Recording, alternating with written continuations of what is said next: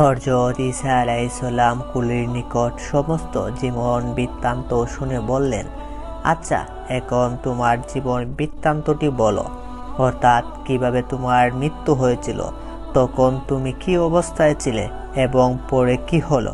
হুজুর, সে এক বিষাদময় কাহিনী, যা বলতে আমার অন্তর আত্মা শুকিয়ে যাচ্ছে। তবুও আমি আপনার নিকট সব বলবো এবং আপনার কাছ থেকে আমি আমার নাজাতের পথ করে নিব। আমার মৃত্যুর পূর্বে আমি স্বপ্নে দেখলাম আমাকে শিগাল, কুকুর ও বাঘের ন্যায় কিছু হিংস্র প্রাণী আক্রমণ করেছে। তখন আমি চিৎকার দিয়ে আমার দেখলাম প্রধান দরজা ভেতর থেকে বন্ধ হয়েছে। দরজার উপর অনেক আঘাত করলাম, কিন্তু কেউই দরজা খুলে দিল না। হিংস্র প্রাণীরা এই সময় আমার নিকট পৌঁছে গেল। আমি ভয়ে দিশেহারা হয়ে গেলাম এবং অন্যদিকে ছুটার চেষ্টা করলাম। তখন আমার আর পা চলছিল না। আমার উপর মহাবিপদ নেমে এসেছে দেখে শরীরের সমস্ত শক্তি দিয়ে চিৎকার দেওয়ার চেষ্টা করলাম। ঠিক তখনই আমি ঘুম থেকে সজাগ হয়ে গেলাম। চতুর্দিকে চেয়ে দেখলাম আমার পালাকানা দাস দাসী সবই ঠিক আছে। তারা অনেকেই আমাকে ঘিরে দাঁড়িয়ে আছে। আমি জিজ্ঞেস করলাম, তোমরা এভাবে আমাকে কেন্দ্র করে দাঁড়িয়ে আছো কেন? তারা বলল, আপনি ঘুম থেকে যেভাবে চিৎকার করছিলেন তাতে আমাদের তাজ্জব লাগছিল। আপনাকে জাগাতে আমাদের সাহস হয়নি, তাই আমরা প্রহরীর ন্যায় দাঁড়িয়ে আছি। তখন আমি তাদেরকে বললাম, আমি এমন একটি দুঃস্বপ্ন দেখেছি যা আমি আর কোনোদিন দেখিনি। অতএব তোমরা আমার রাজ্যের জ্যোতিষীদের খবর দাও। বুঝে নেওয়া প্রয়োজন। আমার হুকুমে তারা জ্যোতিষীদের খবর দিল। জ্যোতিষীগণ যখন আমার দরবারে এসে বসলো, তখন আমি তাদের নিকট আমার স্বপ্নের কথা বললাম। আমার কথা শুনে সকলেই নির্বাক হয়ে রইল, কেউ কোনো কথা বলল না। আমি তখন জিজ্ঞেস করলাম, তোমরা চুপচাপ বসে রইলে কেন? আমার স্বপ্নের তাবির বলে দাও। তখনও কেউ মুখ খুলল না। তখন আমি রাগান্বিত হয়ে বললাম, আমার কথার জবাব দাও, তা না হলে আমি তোমাদেরকে শাস্তি দেব। জ্যোতিষীর উস্তাদ বলল, হুজুর, বিষয়টি আপনার জন্য এক বিপজ্জনক খবর, তাই আমরা আপনাকে কিভাবে বলবো তাই ভাবছি। আমি বললাম, কি বিপদ? নির্ভয়ে বলো। জ্যোতিষীরা বলল, এটা আপনার মহাবিপদ, যা মৃত্যুর পূর্বাভাস বলে ধরে নিন। আমি তাদের কথা শুনে চুপ হয়ে গেলাম। আমার মুখ থেকে আর কোনো শব্দ বের হলো না, শুধু বললাম, আচ্ছা, কবে আমার মৃত্যু হতে পারে? তখন জ্যোতিষী বলল, খুব শীঘ্রই, সম্ভবত 1 মাসের মধ্যে ঘটনা ঘটে যেতে পারে। তখন আমি সকলকে বললাম, আচ্ছা, আমি দীর্ঘদিন ধরে যেসব মূর্তি পূজা করে আসছি, তোমরা তাদের কাছ থেকে আমার মৃত্যুর সময়টা আরো 2-1 বছর বাড়িয়ে নিয়ে এসো। সকলে উঠে পূজা মণ্ডপের দিকে উঠে চলে গেল এবং মূর্তির নিকট বিভিন্ন রকমের বেদ প্রদান করে আয়ুষ্কাল বৃদ্ধির জন্য আবেদন জানালো। এমনকি গভীর রজনীতে আমি নিজ বড়দেবীর নিকট গিয়ে বললাম, হে পরমেশ্বর, আপনি দীর্ঘদিন আমাকে সুখ শান্তিতে রেখেছেন। আমি পার্থিব ও সুখ শান্তির মোহে পরকাল সম্পর্কে ভাবতে বা পরকালের জন্য কিছু পূর্ণ অর্জন করতে সময় পাইনি। অতএব তুমি আমাকে 2 বছরের সময় দান করো। এর মধ্যে আমি পরকালের জন্য কিছুটা প্রস্তুতি নিয়ে সক্ষম হব। এই কথা বলে আমি অনেক কান্নাকাটি করলাম। পরের দিন আমি গরিব দুঃখীর জন্য রাজভাণ্ডার খুলে দিলাম। এমনকি দেশের মধ্যে যে সমস্ত লোক নবীর অনুসারী ছিল তাদের নিকট দোয়া চেয়ে আবেদন করলাম। অনেক দাস দাসীকে মুক্ত করে দিলাম। এসব চেষ্টায় কোনো ফল হলো না। পরের দিন আমার শরীর অসুস্থ হলো। আমি দাঁড়াতে গিয়ে ঘুরে পড়ে গেলাম। আমার শরীরে জখম হলো। শরীরের শক্তি হারিয়ে ফেললাম। মাথার মধ্যে যন্ত্রণা সৃষ্টি হলো। শরীরের উত্তাপ বৃদ্ধি পেল। আমি খুব অসুস্থতা বোধ করতে লাগলাম। তখন দেশের সমস্ত ডাক্তার, কবিরাজ ও হাকিমদের খবর দেওয়া হলো। তারা এক এক করে আমার চিকিৎসা আরম্ভ করলো, কিন্তু কিছুতেই কিছু হলো না। দিন দিন আমার অসুস্থতা বেড়েই চলল। 5ম দিন আমার মুখের ভাষা বন্ধ হয়ে গেল এবং আমার শরীর কাঁপতে কাঁপতে শীতল হয়ে এলো। পরবর্তী সময়ে আমি জ্ঞান হারিয়ে ফেললাম। তখন আর আমার রাজমহলের কাউকে দেখতে পেলাম না। আমি সকলকে ভুলে গেলাম। ঠিক সেই মুহূর্তে শুনতে পেলাম কে যেন সজোরে বলছে, হামজা বাদশার জান কবজ করে দুজকে নিক্ষেপ করো। আমি এই কথা শুনে ভয়ে অস্থির হয়ে গেলাম। এমন সময় দেখলাম এক ব্যক্তি আমার সম্মুখে এসে দাঁড়ালেন। তার মাথা ছিল আসমানে আর পা ছিল জমিনে, আর পোশাকে আবৃত ছিল তার শরীর। সে আমার সম্মুখে এসে দাঁড়াতেই আমার শরীরে এমন কষ্ট ও যন্ত্রণা অনুভব করতে লাগলাম যে যার কোনো কল্পনা আমি কোনোদিনই করতে পারিনি। মনে হলো এক বিশাল কাঁটাতার গাছ আমার শরীরে প্রবেশ করানো হয়েছে। এই গাছটির মূল ধরে টান দেওয়া হচ্ছে, যেন শিরা উপশিরার মধ্যে যন্ত্রণা ছড়িয়ে পড়েছে। বারবার এই ধরনের আঘাত দিতে শুরু করলো। আমি যন্ত্রণায় পাগল হয়ে খুব জোরে জোরে চিৎকার করছি, কিন্তু কেউ সে চিৎকার পৃথিবীতে শুনছে বলে মনে হলো না। এরপর এলো বিশাল দেহ বিশিষ্ট এক দানব। তাদের হাতে আগুনের কোদার, বেলুন ও তরবারি আরো অনেক অস্ত্রশস্ত্র। যখন পুনরায় আমার দেহে প্রাণ সঞ্চালন করা হয়, তখন আমি বুঝলাম আমার দেহকে সমাধি করা হয়েছে। ঠিক সেই মুহূর্তে আমার উপর শুরু হয় দ্বিতীয় দফার আযাব। আমার দুই পাশের মাটি এসে আমায় এত জোরে চাপ দিল যে, যার ফলে শরীরের সমস্ত হাড় হাড্ডি চূর্ণ বিচূর্ণ হয়ে মাংস রক্ত সবকিছু মাটির সঙ্গে মিশে গেল। ক্ষণিকের মধ্যে আমার শরীরটা ঠিক করা হলো। আবারও মাটি আমার শরীরের উপর চাপ দিল। এভাবে চাপের পর চাপ দিতে শুরু করলো। প্রতিবার চাপে আমার যে কি কষ্ট হচ্ছিল তা কোনো মানুষের পক্ষে বর্ণনা করা সম্ভব নয়। এত কষ্ট যন্ত্রণা মানুষের হতে পারে তা কোনোদিন কল্পনা করা যায় না। এই ঘটনার পর মুনকার নাকির নামের দুইজন অদ্ভুত চেহারার ফেরেশতা এসে জিজ্ঞেস করলেন, হে পাপিষ্ট, আমরা তোমার জীবনের ভালো মন্দ কৃতকর্মের লেখক ও সংগ্রহকারী। তোমার জীবনে কোনো ভালো কাজের চিহ্ন নেই। জীবনে যা কিছু করেছ সবই পাপের কাজ। অতএব তোমার কাজের প্রতিফলন গ্রহণ করো। এই কথা বলে তারা কালো আগুনের শিকল দিয়ে আমার সারা শরীর বেঁধে ফেললেন। তখন আমার শরীরে শুরু হলো আরেক প্রকার প্রদাহ। শিকলের আগুন এক একবার জ্বলে ওঠে, আরেকবার নিভে যায়। ফলে আগুন জ্বলে যখন আমার শরীর জ্বলে ছাইয়ের চিহ্ন পর্যন্ত থাকে না। আবার যখন আগুন নিভে যায় তখন আমার শরীর ঠিক হয়ে যায়। এভাবে চলতে থাকে আমার উপর মহা যন্ত্রণাদায়ক আযাব। আমার অনুমান এক একটি আযাব আমার উপর দীর্ঘ কয়েক শতাব্দী চলার পরে উহার পরিবর্তন ঘটে। পরে দেখলাম দুই স্বাভাবিক পোশাক পরা ফেরেশতা আমার নিকটে এসেছেন। তাদের পিছনে বিরাট এক সেনাবাহিনী, তাদের হাতে নানা ধরনের অস্ত্রশস্ত্র। আমার নিকট ফেরেশতারা এসে জিজ্ঞেস করলো, হে কবরবাসী, তোমার প্রভুকে? আমি অজ্ঞাতবশত বললাম, তোমারই আমার প্রভু।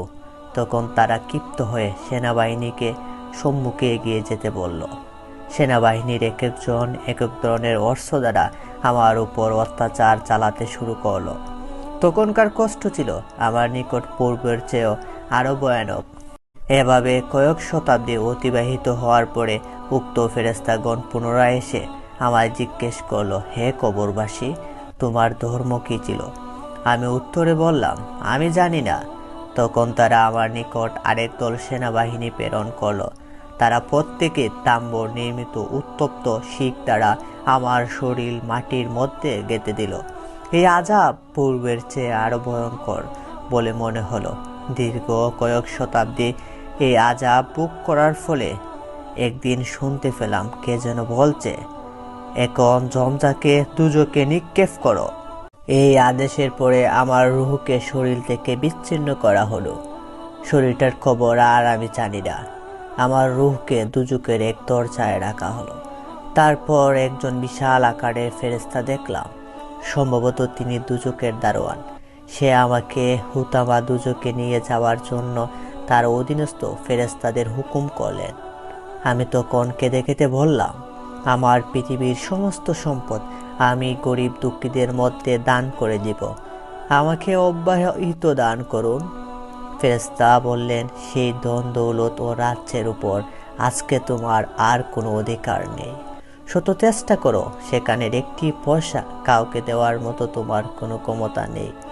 আজকে সেই রাজ্যের অধিকারী ও মালিক তোমার কুখ্যাত সন্তানেরা, যারা তোমার নাম স্মরণ করে কোনোদিন একটি পয়সাও গরিব দুঃখীদের দান করবে না। অতএব আজকে তুমি কোনো বিনিময় আশা করতে পারো না। যতদিন তুমি জীবিত ছিলে ততদিন তুমি যে দান খয়রাত ও ভালো কাজ করেছ তার প্রতিফলন আল্লাহ তাআলা অবশ্যই তোমাকে দিবেন, কিন্তু তা পেতে তোমার অনেক বিলম্ব হবে। এর পূর্বে তোমার অন্যায় কাজগুলোর শাস্তি ভোগ করতে হবে। কতকাল তোমার অদৃষ্টির এই শাস্তি নির্ধারিত আছে কেবলমাত্র তা আল্লাহ তাআলাই জানেন। দ্বিতীয়ত, তিনি তোমার ধন দৌলত টাকা পয়সার কাঙ্গাল নয়। তিনি কারো নিকট থেকে টাকা পয়সা গ্রহণ করেন না। আল্লাহর রাস্তায় ধন দৌলত বিতরণের মনোভাব আছে কিনা এবং থাকলে তা কতখানি তা তিনি দান খয়রাতের মাধ্যমে পরীক্ষা করে থাকেন। সেই অনুসারে মানুষকে তিনি প্রতিফলন দিয়ে থাকেন। আমি ফেরেশতার কথা শুনে বললাম, তাহলে আমাকে ক্ষণিকের জন্য পৃথিবীতে বসবাসের জন্য আজ্ঞা দান করুন। আমি পৃথিবী থেকে নিজের পরিবার বর্গ নিয়ে জঙ্গলবাসী হয়ে আল্লাহর ইবাদতে মগ্ন থাকব। আমার কথা শুনে ফেরেশতা বলল, তুমি পৃথিবীতে থাকা অবস্থায় এই ভয়াবহ দিনের কথা নবীগণ তোমায় বারবার স্মরণ করে দিয়েছেন। তুমি তখন ধন দৌলতের গৌরবে তাদের হত্যা করেছ ও অত্যাচার করেছ। তাদের প্রচারিত দিনকে উপেক্ষা করে মন গড়া পূজা আর্চনায় লিপ্ত ছিলে। এমনকি মৃত্যুর পূর্বে দ্বিতীয়বার পৃথিবীতে গমনের কোনো বিধান নেই, এই সম্বন্ধেও তোমাকে জানানো হয়েছে, কিন্তু এসব কথার প্রতি তুমি আদব উৎক্ষেপ করোনি। এখন তুমি আল্লাহ তাআলাকে ইবাদতের প্রলোভন দেখাচ্ছ। আল্লাহ তোমার ইবাদতের মুখাপেক্ষী নন। তুমি ইবাদত করো আর নাই করো, তাতে ওনার কিছু আসে যায় না। অতএব তুমি ইবাদত করার প্রলোভন দেখিয়ে কাকে খুশি করতে চাচ্ছ? এই ধরনের কথা তোমার নিচুক নির্বুদ্ধিতার কথা প্রমাণ করে। এই অবস্থায় আর আমি কোনো পথ খুঁজে পেলাম না। এর মধ্যে ফেরেশতাগণ আমার এক গভীর অগ্নিকুণ্ডের মধ্যে নিক্ষেপ করলেন। আমি অগ্নিশিকল পড়া অবস্থায় অসাধারণ যন্ত্রণায় ছটফট করছিলাম আর সেই অগ্নিকুণ্ডের তলদেশে যাচ্ছিলাম। ঠিক কত হাজার বছর ধরে এই পথ অতিক্রম করছিলাম তা জানি না, তবে সম্ভবত 2-4 হাজার বছর যাবৎ চলার পরে অগ্নিকুণ্ডের তলদেশে গিয়ে পৌঁছলাম। সেখানে পৌঁছা মাত্রই লেলিহান আগুনের তৈরি সাপ, পিচ্চু, নেকড়ে, সিংহ ইত্যাদি জাতের বহু হিংস্র প্রাণী এসে আমার শরীরের মাংস খেতে শুরু করে। সাপ ও বিচ্চুরা মাংস খায় না, শুধু প্রতিনিয়ত দংশন করেছে। আমার বিশাল দেহের এক পাশের মাংস খেয়ে যখন ওরা অপর পাশে যায়, তখন এই পাশের পুনরায় মাংসে পরিপূর্ণ হয়ে যায়। এভাবে কয়েক লক্ষ বছর ধরে সর্বাপেক্ষা এই কঠিন আযাব ভোগ করতে থাকি। এক সময় আমাকে স্থানান্তরিত করে একটি গাছের নিচে নেওয়া হলো। আমি কিছু খাদ্য ও প্রাণীর আবেদন করায় উক্ত গাছ থেকে কাটা তার এক প্রকার ফল আমাকে খেতে দেওয়া হলো। কাঁটাগুলো আমার গলা ও মুখ সম্পূর্ণ ঝাঁঝরা করে দিল। আমি অনুভব করলাম প্রতিটি কাঁটায় যেন রয়েছে কয়েক শত সর্পের কঠিন বিষ মিশ্রিত। এই সময় একজন ফেরেশতা বলল, এই গাছের নাম খাজরা জাক্কুম। আমি একবার এই ফল ভক্ষণ করে খাবার নেশা থেকে চিরদিনের জন্য হতাশ হলাম। এখানে আমাকে অধিক সময় না রেখে ফেরেশতারা এক পাহাড়ের উপর নিয়ে গেলেন। সেই পাহাড়ের দৈর্ঘ্য ছিল 3000 বছরের পথ। সেই পাহাড়ের নাম ছিল সুকরাত। সেই পাহাড়ের মধ্যে ছিল 70টি গর্ত। বিভিন্ন রঙের আগুনে পরিপূর্ণ ছিল সেই গর্তগুলো। ইতিপূর্বে আমার উপর যে সমস্ত আযাব হয়েছে তার সবগুলো সেখানে বর্তমান ছিল। উপরোক্ত সেখানে আরো কত নতুন আযাবের ব্যবস্থা ছিল। এখানে যেসব নতুন আযাব ছিল তার মধ্যে ক্ষণে ক্ষণে মৃত্যুবরণ করা ও ক্ষণে ক্ষণে জীবিত হয়ে পুনরায় আযাবে নিপীড়িত হওয়া ছিল উল্লেখযোগ্য। এখান থেকে আমাকে এক কূপের নিকট নিয়ে যাওয়া হলো। কূপের মধ্যে পানির বদলে ছিল গলিত লোহা দস্তা, যা অহরহ টকবগে ফুটতেছিল। আমাকে সেই কূপের মধ্যে নিক্ষেপ করা হলো। মুহূর্তের মধ্যে আমার শরীরটা একটা পিণ্ডে পরিণত হলো। তখন লোহার সারাশি দ্বারা আমার পিণ্ডকে উপরে তুলে একটু পানি ছিটিয়ে দেওয়া হলো। তখন আমার শরীর পূর্বের ন্যায় ঠিক হয়ে গেল। তখন আমাকে পুনরায় কূপের মধ্যে নিক্ষেপ করা হলো। আবারও আমার শরীরকে ঠিক করা হয়। এভাবে দীর্ঘকাল যাবৎ এ অসহ্য আযাব ভোগ করতে থাকে। আর চিৎকার দিয়ে আল্লাহর দরবারে প্রার্থনা করতে থাকি। এরপর আমাকে আরো ভর্তি করে নেওয়া হয়, যেটা ছিল আগুনের একটি সিন্দুক, যেটা ছিল অনেক বড়। আমাকে সিন্দুকের মধ্যে আবদ্ধ করে দেওয়া হলো। এখানের আযাব ছিল নতুন ধরনের, তবে পূর্বের আযাবের চেয়ে এটার কাঠিন্যতা আদৌ কম ছিল না। এই আগুনের বর্ণ ছিল ভীষণ কালো। এই আগুনে আমার এক পাশ পুড়ে ছাই হয়ে যেত, এক পাশ ভালো থাকতো, আবার ডান পাশ পুড়ে ছাই হয়ে যেত এবং অপর পাশ পূর্বের ন্যায় ধারণ করত। এখানে আমি কত মূর্তি পূজারীগণকে আযাব পাইতে দেখেছি। এদের মধ্যে অনেককে আমি চিনি, যারা পৃথিবীতে বসে আমাকে মূর্তি পূজায় উৎসাহ প্রদান করেছিল এবং অন্যায় কাজে আমাকে প্রলুব্ধ করেছিল। তাদের কয়েকজন এখানে আযাব ভোগ করছিল, কিন্তু কারোর সাথে কারোর কথা বলার কোনো উপায় ছিল না। নিজ নিজ বিপদে প্রত্যেকে হায় উতাস করে নিজ নিজ সময় অতিবাহিত করছিল। আমি এক সময় চিৎকার দিয়ে আল্লাহর দরবারে বলেছিলাম, হে রহমানুর রহিম, আমি যদি পার্থিব জীবনে কোনো নেক কাজ করে থাকি তাহলে তার বিনিময়ে আমাকে মুক্তি দান করুন। হযরত আদম আলাইহিসসালাম যেই কলিমা পাঠ করে ক্ষমা লাভ করেছিলেন, তার বিনিময়ে আমাকে জান্নাত দান করুন। এই সময় একজন ফেরেশতা এসে বললেন, এই জমজা বাদশাহ তোমাকে যে আগুন দ্বারা ও যে সমস্ত বিষধর প্রাণী দ্বারা আযাব প্রদান করা হয়েছে, উহার থেকে অল্প পরিমাণ আগুন ও বিষ যদি পৃথিবীতে ফেলে দেওয়া হতো, তাহলে নিমিষের মধ্যে পুরো পৃথিবী পুড়ে নিঃশেষ হয়ে যেত। তবুও বলা যেতে পারে তোমার প্রতি আযাব অন্যান্য কঠিন আযাবের তুলনায় কমই প্রয়োগ করা হয়েছে, আর তোমাকে জাহান্নামের সর্বনিম্ন স্তরে প্রয়োগ করা হয়েছে। হয়তো আল্লাহ তাআলা তোমার নেক কাজের প্রতিদান প্রদান করবেন। তবে যে সমস্ত নবীদের তুমি হত্যা করেছ, কষ্ট দিয়েছ, তাদের পক্ষ থেকে ক্ষমা প্রদানের প্রয়োজনীয়তাও রয়েছে। যতক্ষণ পর্যন্ত তারা তোমাকে ক্ষমা না করবেন, ততক্ষণ পর্যন্ত তোমার মুক্তির কোনো সম্ভাবনা নেই। আমি এই কথা শোনার পর থেকে দীর্ঘ কয়েক হাজার বছর ধরে একজন নবীর সাক্ষাৎ পাওয়ার ফরিয়াদ আল্লাহর দরবারও করেছি। হয়তো আমার সেই ফরিয়াদের কারণে আল্লাহ তাআলা আপনার নিকট আমার দুঃখ দুর্দশা কথা বলার সৌভাগ্য করে দিয়েছেন। আপনি দয়া করে আল্লাহর দরবারে আমার জন্য ফরিয়াদ করে আমাকে মুক্ত করুন। আমাকে আরেকবার পৃথিবীতে জীবন যাপনের সুযোগ দানের জন্য আপনি দোয়া করুন।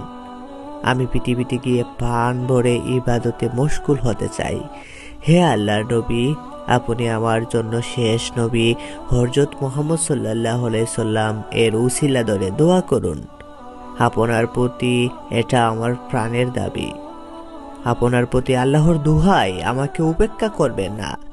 আমি কত বড় দুর্বিষহ জীবন যাপন করেছি তা আপনি অবশ্যই অনুভব করেছেন। একজন পাপী যদি নেক কাজ করার জন্য অঙ্গীকার করে, তাহলে তাকে কিছুটা দান করা কি নবীর কর্তব্য নয়? যদি আমি আপনার সঙ্গে কথা না বলার সুযোগ না পেতাম, তাহলে হয়তো সমস্ত কাল আমাকে আযাব ভোগ করতে হতো। কিন্তু যখন কথা বলার সুযোগ পেয়েছি, তখন মনে করি এটাই আল্লাহ তাআলার রহস্য প্রদানের পূর্বাভাস। অতএব আমি আশাবাদী, আপনি আমার জন্য দোয়া করলে অবশ্যই আমার নাজাতের পথ খুলে দিবেন। হযরত ঈসা আলাইহিস সালাম দীর্ঘ সময় জমজা বাদশার কুলির নিকট এই ভয়াবহ ইতিহাস শুনে অনেক কাঁদলেন। অতঃপর তিনি কুলিকে জিজ্ঞেস করলেন, তুমি কোন বংশের লোক, আর ইতিমধ্যে আমি তোমার কি উপকার করতে পারি? কুলি বলল, হুজুর, আমি হযরত ইলিয়াস আলাইহিস সালামের বংশের লোক।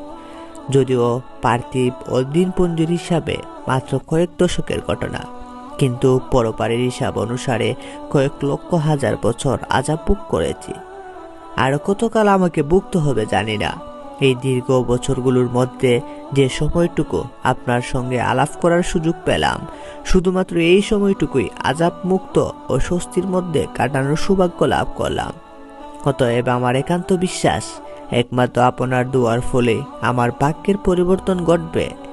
আমি আপনাকে আল্লাহর কসম দিয়ে বলছি, আপনি আমার নাজাতের জন্য আল্লাহর দরবারে একবার দোয়া করুন।